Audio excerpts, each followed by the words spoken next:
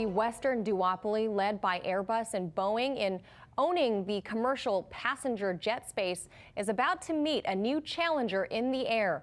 Russia's MC-21 airliner is now certified to take flight, and China has been developing one of their own to complement their highly rated Cathay Pacific Airlines. This as Boeing has suffered years-long fallout from their fatally flawed MAX jet. So joining us to discuss this is Captain Dennis Tager. He is a spokesman for the Allied Pilots, a union representing a number of working commercial pilots. Captain, good to see you.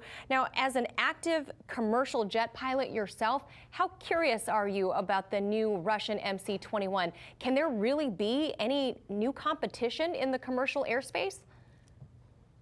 Well, competition is good. There's always room. Whether or not it's successful, we'll see. But if it ups the game of Boeing and Airbus, who obviously dominate the space, and for good reason, yeah, Boeing was horrid with the MAX, and they're having 787 delivery issues. That is the truth.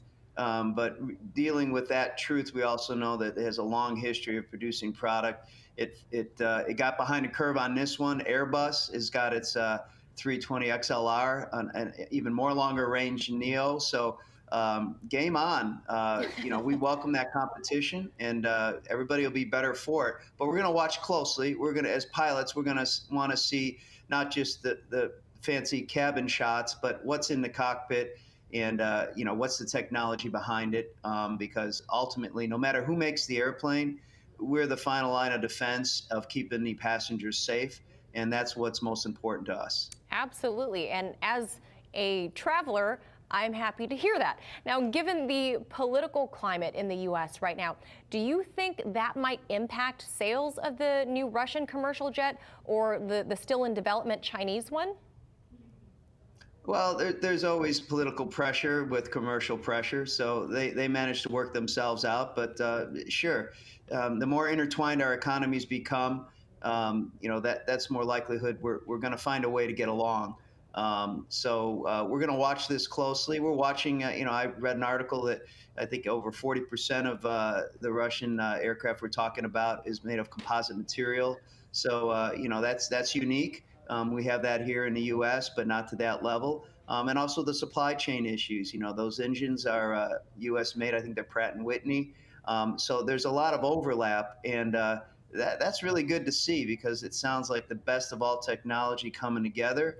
And again, the more intertwined we are in aviation, as long as it's on the basis of producing a safe and most efficient, comfortable airplane, I think we're all going to be better for it. And perhaps, when I fly, the borders rip beneath me and I don't even notice other than a few frequency changes. So up there in the sky, yeah, there's airspace, but it's human beings trying to fly comfortably and safe. And we're going to continue to do that no matter what country makes the airplane or what country we're flying over.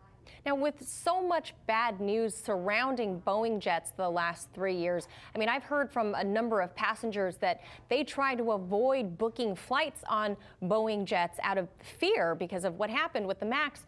With those fears still lingering, Captain, could that actually help pave the way for other manufacturers to enter the space?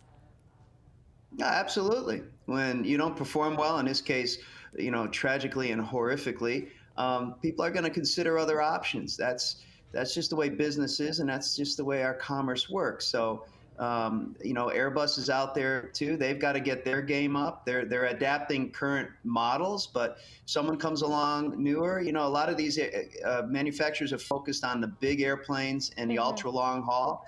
But there's a huge market domestically within each country as we see an exponential blossoming of folks that are able to pay for flying and will engage in that. So, I'm in the last part of my career, but I'm certain that we're going to be flying even more than we ever imagined, and more people who couldn't do it before will be doing it. That means more aircraft needed, more pilots needed, and as long as we do that safely, we're going to get to an even better place. Now, back in 2017, the Russians and the Chinese were actually in development talks for a joint venture on a commercial jet. And as we know, planes take years and years of R&D. Will those makers take lessons from these Boeing disasters into consideration, especially as 5G is reportedly interfering with Boeing jets? Well, 5G is interfering with all jets, Airbus included, and other manufacturers. I know I've got the documents on my iPad. It's been big news here, and just last night reviewed not only for Airbus. I'm a 737 pilot, but I was curious about that. So this signal it penetrates all aircraft. It's technology. It's engineering. So it's not just on Boeing. This is a little bit different case, but we're going to be watching all the development. You talked about incidents happening, and the sign of a true safe industry is when it's not just reacting to tragedies and accidents. You come in with risk management prior, and that's what we do in the U.S. very well, and so does Europe and other countries. So it's getting well ahead of it's before the crash site happens. It's getting well ahead of that so that it doesn't. And our record is pretty darn strong here. And as far as an aggregate group of flying across the globe, but it isn't perfect. And I got news for you. We're going for perfection. We know it's not attainable, but we're going to keep striving for it, no matter what country's doing it and who's building the airplanes. Yeah, I bet your passengers are happy to hear when you're the one on the left seat there of the plane. Thank you so much, Captain Dennis Tager. Good to see you.